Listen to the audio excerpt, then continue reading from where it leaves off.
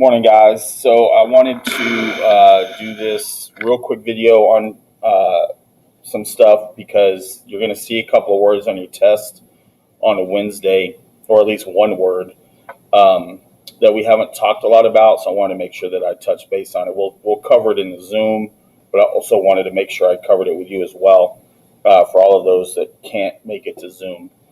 So I want to talk about the concept of stability with atoms. Okay.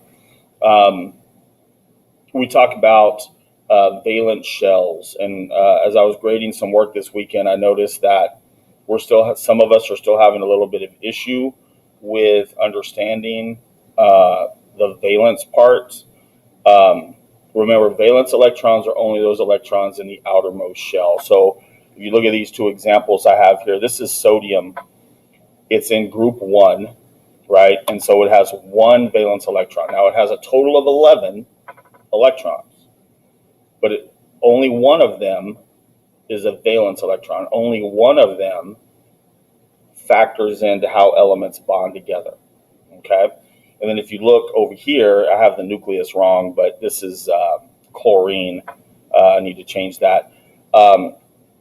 Chlorine has 17 total electrons, but it has 7 valence electrons. Now, we've already talked about how the first shell can only hold 2 maximum.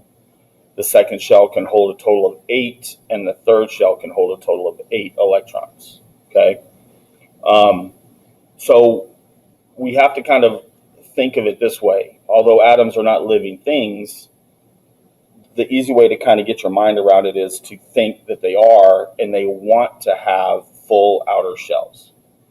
Okay, they want to be able to be what we call stable. That's what stability means. Stability in an atom is when their outer shell is completely filled with electrons. And so if they're not completely filled, then they actually go out and seek other electrons in order to become filled.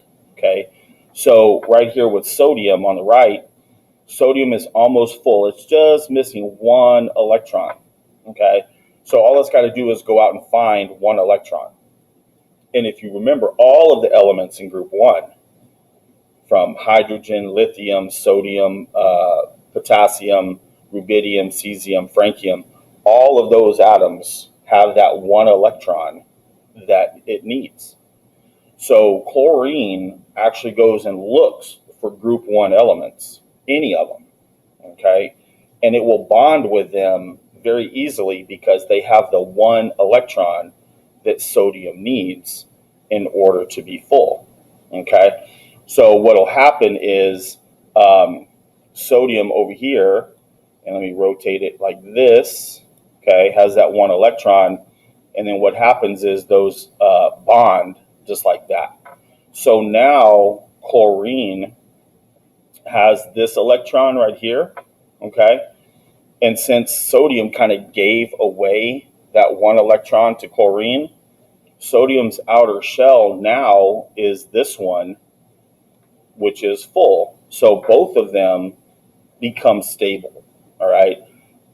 So these two elements will combine, sodium and chlorine, and they combine to form sodium chloride, which is basic table salt. Okay, the same salt that we put on our French fries. Okay, so it's all about stability. All right, and that's what atoms look for. So let's look at these two, and we've drawn this one before.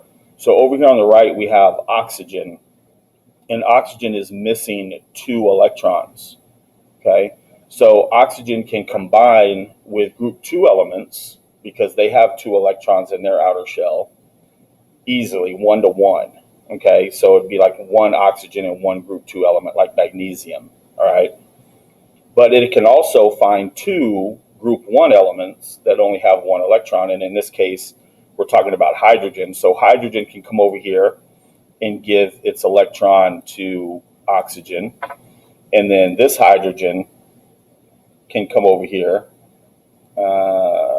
Maybe I didn't group them right. Let me group them. Oh, they're grouped. All right.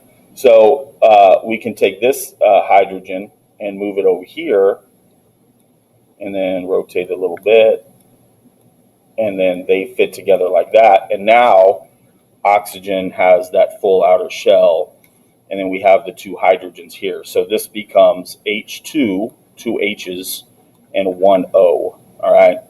So the key word that I want to say again to you is stability. All right, because you're going to see that at least twice on your test on Wednesday.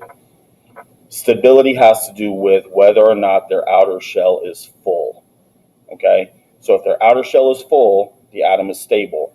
If their outer shell is not full, then they are not stable, and they go and look for something to complete themselves. Okay, they want to be complete in that outer shell, so they go seek other electrons or other elements that have the electrons that they need, and then they share those electrons with the other element. Okay, we call this covalence, sharing valence electrons, covalence.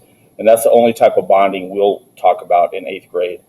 When you get up into high school, they'll talk about ionic bonding, where electrons are actually given up, but we're not going to talk about that right now. So covalence, sharing valence electrons. So in this situation, all of these atoms are sharing their valence electrons.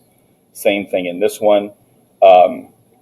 Chlorine has the electron here. Sodium has the electron here. So sodium is happy because now its outer shell is full.